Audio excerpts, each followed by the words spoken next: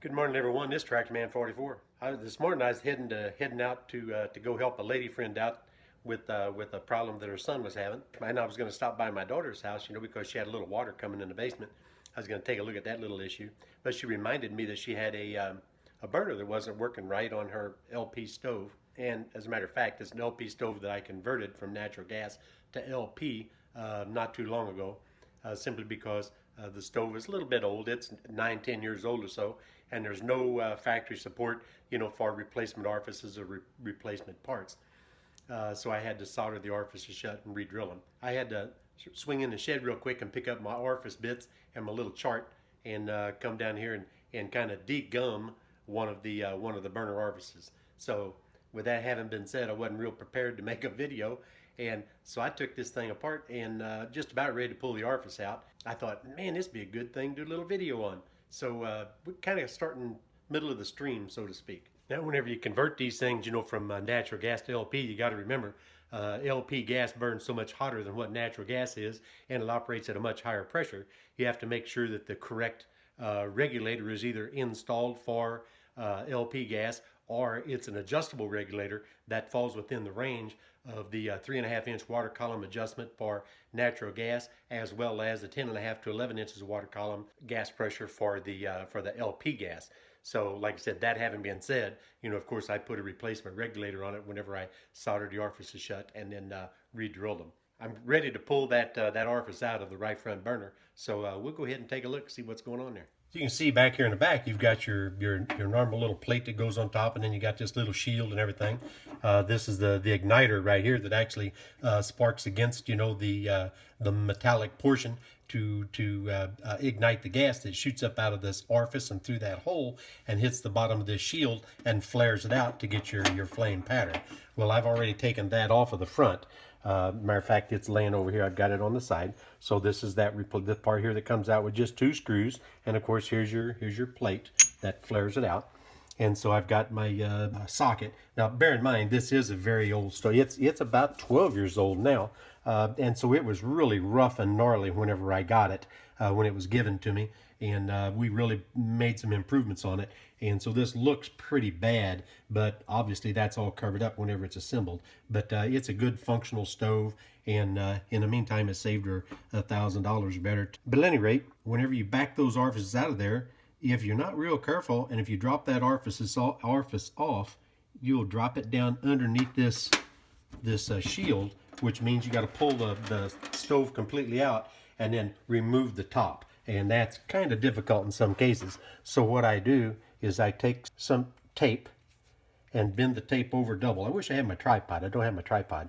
But I stick tape up in the back side of this here, so whenever I jam the socket down on it and then back that orifice out of this guy right here, the little brass orifice doesn't fall down underneath and roll off to the side out over in here or whatever. If it does that, man, you got to take this thing apart. I'm going to pull this out of here and we're going to take a look at it, and I'll show you the process you go through to figure out what size you have to drill. Okay, it's time to go to the next step. Here you can see the obvious Scotch tape I just jammed up in there, making sure the sticky side is out. I just jammed that down on there, and that just pulls that orifice right up and out of there.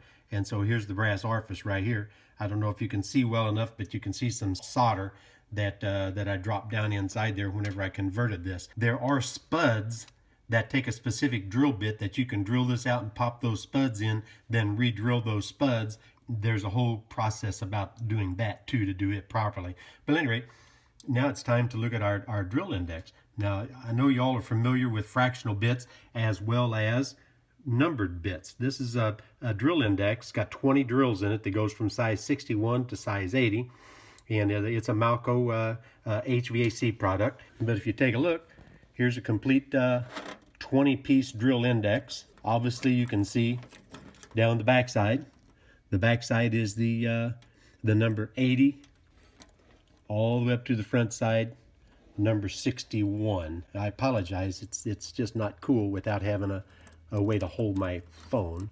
But anyway, I guess you can read those numbers. Well, maybe not. I'm sorry if you can't. Now, if you notice, number 64 is out of there.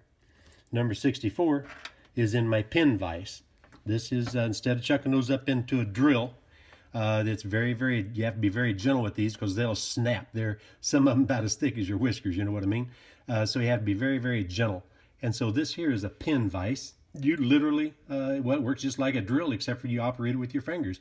You can go around in circles. Sometimes it binds up, but if you work back and forth, it still does a perfect job of drilling your orifice in the brass, or drilling a hole in your brass or your solder. Let's take a look at how we decide what drill bit to use whenever you're converting these things. I should have done a video on this whenever I converted it. It would have been kind of interesting. What you have to do is you have to get the information from this particular one is a Maytag Gemini double oven. That's why she really wanted it, because it was a double oven, which is really cool.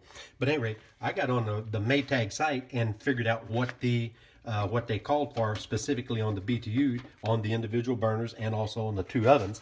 And once you do that, what you have to do is you have to come over to here. This is just a gas orifice drill chart.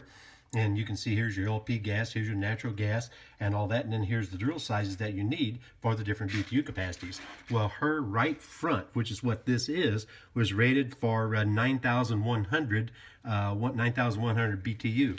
So if I look down the LP chart, and I get down to the closest I can come, which is 9050.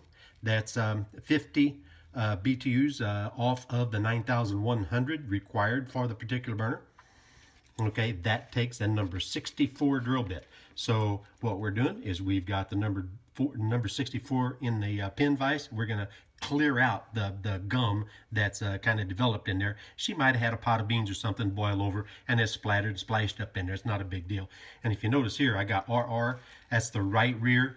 I've determined that it took a 73 drill bit. I'd done this simply because I knew there was going to be an issue in the future, so I wanted to have a reference. So I made this and then copied down the right front, the left rear, and left front. And then also I've got a note at the top on the sizes of the two ovens. Now the cool thing about the situation today is, because since all the hard work has already been done, all I'm doing is cleaning out just a little bit of gum. So all you have to do is just stick your drill in there and just kind of move it back and forth. You can see it.